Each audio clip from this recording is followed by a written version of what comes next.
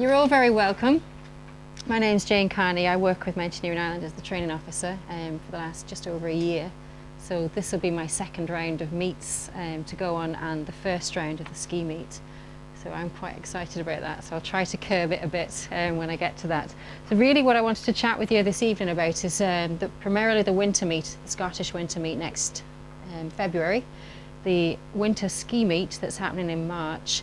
And if you have interest in the Alpine meet down the line, I can chat a bit about that. But equally, there are some people here from the Alpine meet last year, earlier this year, who I promised I'd show some photographs, and it's a bit of a social for them as well, to kind of meet up with people again and hopefully choose to go out to Scotland if they wish. So there's a bit of information on the meets there. They're all on the website, prices, dates, those kind of bits and pieces. And there's a few other events that I'll mention. An aspirant mountaineer program for 18 to 24-year-olds, and also a youth alpine initiative. The application deadline's quite soon, I think the 12th or the 11th of December, for 16 to 19-year-olds. So if you know of anyone in that category who's already either a climber or a mountaineer, just tip them a nod towards our direction and we can give them some information on how to apply for it. So, okay, so that's us. So for this year, we have our winter meet in Scotland. We're going back to Glencoe again, to a place in Onnock, Inchry Chalets. They have a range of accommodation. We're going to again run 3 levels of courses, but equally people turn up and do their own thing. They just meet other people and decide what they're going to do at the beginning of the day, look at the conditions, and then head off in groups or teams of whatever they like. So the real ethos of the meets are not that you come along and be guided, but that you come along and do your own thing and get some tuition if you want some, to enable yourself to do more of your own thing more safely, have more fun, be more knowledgeable about it. But it's not, here's your guide, off you go, and they drag you up and around the mountains and then drag you back down, hopefully safely. Okay, so there's an independence that we're trying to foster. So this is where we'll be based. There's quite close to William, where you can hire equipment, you can go and do a bit of socialising if you wish. But equally in Onnock there we have chalet accommodation, which also has a bar and a restaurant. You can get lunches there. They do a hostel, there's hotels nearby. So depending on what accommodation, what kind of standard you want to stay in, you can choose in the vicinity within walking distance, and then you can socialise of an evening in the bar. We usually bring our resident musicians, who we'll see slides of later, who played every single night for us the last time, and did a bit of dancing and singing as well at the end of the day, which is always good fun. So these are the chalets. So you can see the pyramids, the teepees as we call them, which is shared accommodation, but quite comfortable. And then there are some of the flat roofed chalets as well, and they also have a meeting room and a bar. So you can decide if you want to stay in that kind of accommodation. They also have smaller rooms like hostel accommodation. Some pictures of the bar and the accommodation inside. So this is, I don't know, do you know this mountain? Kind of a famous peak in Scotland. It's kind of the gateway to Glencoe. It was the first mountain I saw in Scotland a good while ago. I went off to walk the West Highland Way in the summer with the local mountain rescue team for Bolton. We didn't really have mountains, more moorland. So we went and walked the West Highland Way, which kind of skirts between all of these peaks. And I saw this mountain without snow on it and swore I'd come back and take that one off and not be walking in the valleys anymore. So this was kind of my introduction to Scotland, and of course going into Glencoe then you heard all the stories, the battles and the herding of the cattle and all of the kind of turmoil that had gone on there. So it's Buccleuch Moor. There are 2 Buccleuchs. This is the large one and there's a small one as well. There's plenty of areas that the reason we keep going back to Onnock is because you can get to Ben Nevis, you can get to Rannoch Moor, you can get to Alnwick Moor, you can get to Glencoe. Like, you've so many options that you can go to. We keep looking at going up to Cairngorm as well, which would be another real popular area that also has skiing. But you're kind of limited in some ways in that if the ski lift is shut, if the weather's horrendous, the road might be closed. So we keep coming back to this place. You can always drive up to Cairngorm if you want to go and experience what it's like up there. But I just find the terrain down here is far more rugged, varied. You've got a whole range of mixed routes. In bad conditions, you can always find some ridge or somewhere that's not as avalanche prone, and lots of different aspects of slope. So it doesn't matter if the north and the east and the west side of a mountain is avalanche prone, then you might get the south side and be able to operate there. So you've got plenty of choice of different areas to go. That's a picture of Ben Nevis there, up in this area here. So you can see the gentle shoulder. It's kind of an unusual side, I suppose, to see Ben from. A lot of people go climbing on the Ben because it's the highest peak in Scotland, well, in the UK and Ireland, but equally because on the right-hand side in the shadow there, it's got all of the steeper routes. So you can go climbing, you can do ice routes, do mixed routes if you wish, or you could climb up some of the gentler slopes to get to the summit. It doesn't really matter. You can bag the peak if you wish, if that's what you're at. Okay, this is Annock Moor. It's a ski area, but again, on the back side of it, you have some fantastic climbing routes all across. And when you get conditions like this, which is not every year in Scotland, you can just have some of the best climbing in the world, and you can go in on a ski lift, abseil into the corrie and climb back out again. It's very civilized, so something to bear in mind.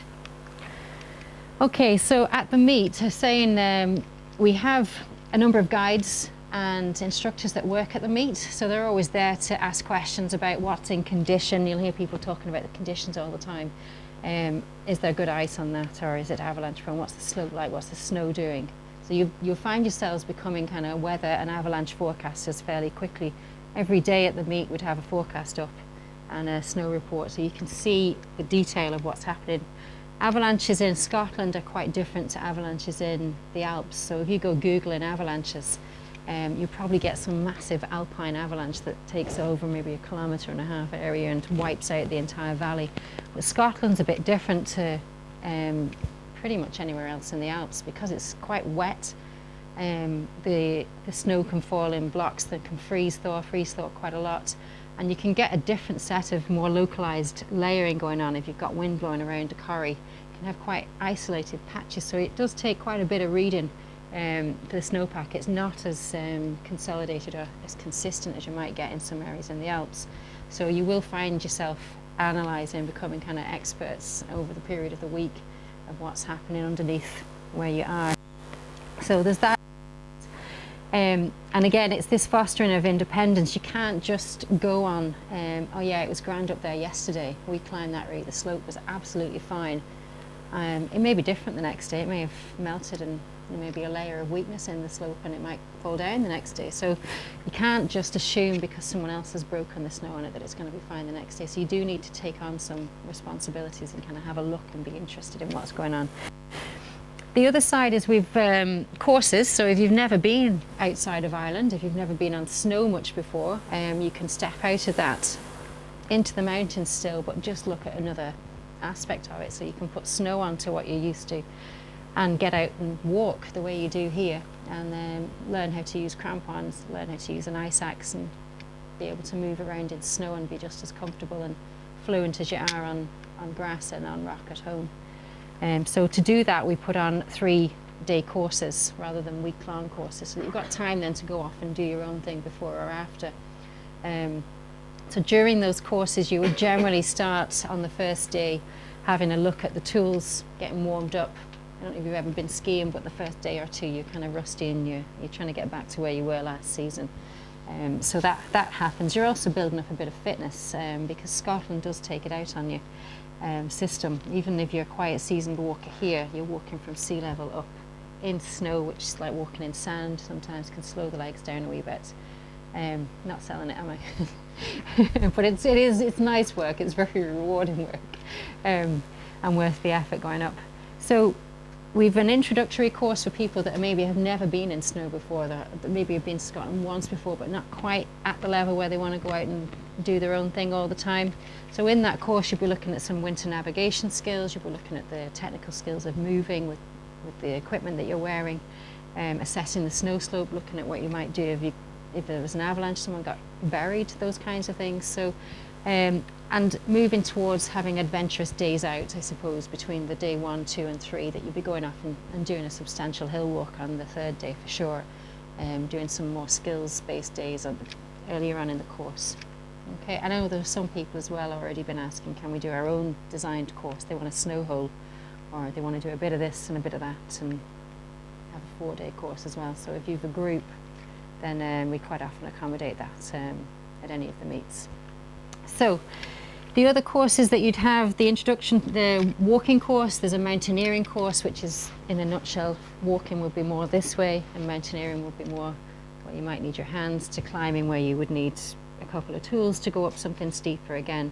So the mountaineering is where a lot of people are bridging that gap. They're quite established walkers at home. They've maybe been on snow before at home, and then they're going over to Scotland and they want to be able to do those ridges and climb those peaks by not just the gentlest way up, but some of the more challenging routes up them. And then there's the climbing skills course as well. So if you've never winter climbed, but maybe you've done a bit of rock climbing back here, you used to maybe lead climbing, and you just want to transfer that into the snowy, icy terrain in Scotland. So, like I say, we'll have a number of instructors and guides on hand to ask in the evening time and pick the brains of.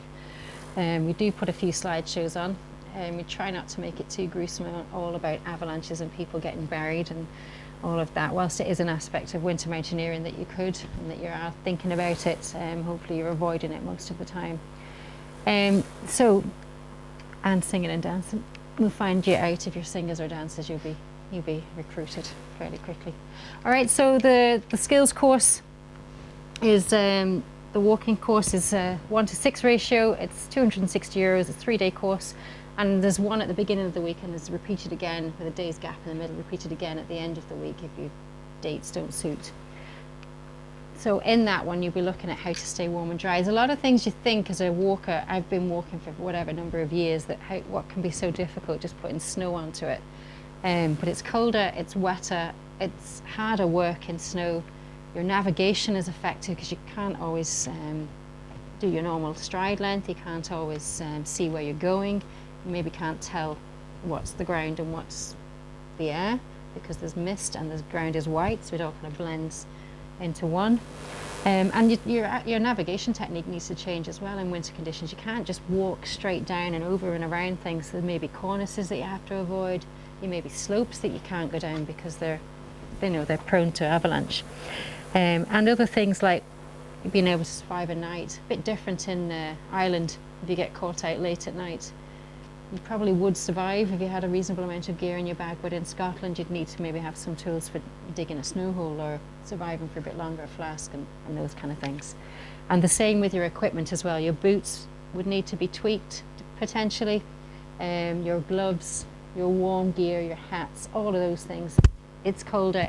Scotland is wet, so it's not like your alpine cold. It's Scottish cold. There's no place really like it.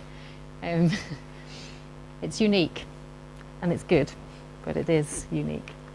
Okay, there's a mountaineering skills course. The ratio drops down because you're on more difficult terrain. It's slightly more expensive because of that, €310. And this is where you're starting to move into graded terrain. So in winter conditions, you put a grade the same way as you would doing a rock climb. And they go from 1 all the way up. So grade 1 ridges, grade 1 gullies would be your classic picture of, the big snowy gully going up to the plateau. But you could get up it. It's not vertical. It's on an angle. And yet you might need to use anchors like they show here on the sling around the rock, because if you do slip, it's quite a slide. So a bit of equipment. You would likely have a harness on and a helmet on and use ropes. So it's kind of moving into that kind of scrambly terrain where you need to secure yourself, because if you slip, you'll keep going. And same again, at any level course, you still need to have a look at avalanche. You still need to have a look at snowpack and what's happening and weather and navigation. Okay, because you still have to be able to navigate off the top of routes and into routes. So this is on Tower Ridge, I think. It's just on the Ben. this would be kind of your classic mixed scrambly route. So you'd have places where there's bits of rock exposed and then places where you'd be back into snow and into gullies. So that would be kind of called mixed climbing. So it's really, I really love mixed climbing because it's really, you have to think about how you're going to get up stuff. It's not just snow, snow, snow, or ice, ice, ice, but you have to actually route find, find your anchors, find places where you can make yourself secure and so on. And it's never the same twice. The conditions change. So it might be really banked out with snow one year and you can walk up it, and the next year it might be plastered in ice and you have to climb up it, and it's quite technical. So there's a lot of kind of thought goes into it. To this then being more climbing terrain. So you've got your two tools. You're on, you can see ice behind him. It's steep. Definitely going to be on a rope on climbs in winter.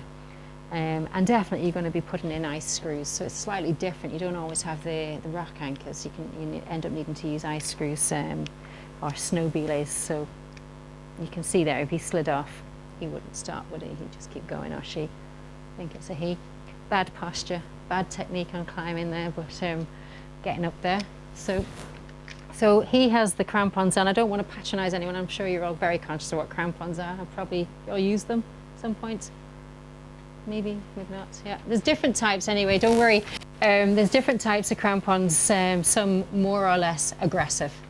They're sticking out at the front. Then obviously that's where you can kick in. If they're only pointing down as a walking crampon, then that's where you'd use them. But basically, it just stops you from skittering across the slope, enables you to walk a bit more comfortably and safely on steeper ground and snowy ground. And this would be my next route, again, my favourite, I suppose, because again, you have to work out, there's bits of snow, there's cracks, you can get your ice tools into the gaps in the rock, and it's not just the same kind of series of moves after each other, but it's equally quite necky and hairy and exposed, but yeah, it's good fun. This would be more likely what kind of terrain you'd be covering on a climbing course. So in Scotland you'll have all conditions. There's a good chance you could be blown off your feet, good chance you'll be crawling along the floor just to make progress because it's so windy. It's wet, it can be really miserable. You can just see in here snow holes. So you might find a drifted bank of snow. If you want to dig a snow hole, rather than trying to chip away at hard ground, you'd find somewhere that's banked out already and half the job is done for you. And you equally wouldn't pick a shallow slope to dig a snow hole in, you pick somewhere a bit steeper. Because then when you're trying to bail all the snow out of the hole, it falls out of the way for you. And you can go in at whatever height that's easy to dig at rather than lying on the ground to dig down. So you need to be able to survive in winter conditions. And I have to say, like a few years ago, I was in the Alps, and definitely a snow hole saved me, because if we'd not been able to get out of the conditions, we wouldn't have survived the night for sure. We just got caught out in Scottish conditions in the Alps for 12 hours on a route. So it was like being in Scotland. Spindrift going down your sleeves, snow falling constantly, the route full of spindrift and having to clear it to get up it. So we ended up having to dig in and stayed the night there until the morning. And it was quite, I wouldn't say comfortable, but it was definitely better than being outside. And we were able to get a brew made and stay warm. Oh, am I going off screen there? My apologies. Okay, so again, this would be your typical. I think I have loads of photographs of people, blue skies, lovely white snow, nice clear blue skies, and standing around in their t-shirts from last year's winter meet, sorry. It looked like a summer alpine meet, but they were in nothing more than I'm wearing now in the middle of winter in Scotland. This is more likely what you're going to come across and the views that you're more likely to get. The other things that can happen there as well, this is an indoor ice wall in Kinlochleven. So if you're kind of looking for other things to do, it's maybe hammering rain outside, miserable conditions, getting blown off your feet, you can come inside and do a technical day and go climbing and get used to the tools there. And again, really bad technique that this fella's using. He's sitting on the rope. And this is another aspect, I suppose, of winter climbing is dry tooling. So there's different versions of climbing indoors. This is up in Glenmore Lodge, I think. in Scotland, in Cairngorm, where you can practice hooking things, and you can get ice tools that have rubber leashes on the end that you just hook over the holds. If you're doing it indoors, some people go and do this outdoors on rock. Conservation side of it's a bit not such a nice idea. So this is the evening sessions. This is our resident band of musicians, these two guys, and there's usually another fellow as well, he's not in this picture. They basically play from about 9 o'clock every evening for the week. Eclectic series of music and the chat. So a bit about equipment. I was saying earlier you need to change your boots potentially for winter. You want something a bit more rigid. If you imagine if this boot was quite a flexible boot, then the crampons wouldn't stay on so easily, they'd pop off. And equally there are a range of stiffness for boots and a range of stiffness in crampons. So depending on what course you're planning to do or what kind of walking, climbing, mountaineering you're planning to do, then feel free to give us a buzz and ask about what type of equipment that you need. There's some information, there's a couple of packs that will talk through you what kind of crampon, what kind of boot would go with it. Same with the axes as well. There's a sale on, I just noticed, here at the moment on the climbing tools. So we've arranged, these are all climbing axes and hammers, and these would be more the walking and mountaineering side. So if it's new to you, I'd go for a walking stroke mountaineering axe. This is probably a bit more versatile, but with a bit of a curve there, which helps protect you from bashing your knuckles when you're working the axe this way.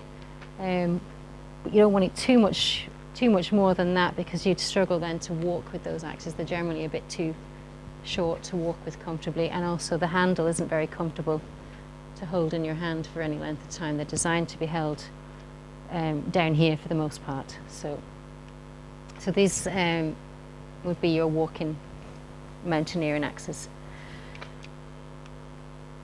And there's a bunch of happy people, obviously just finished a route.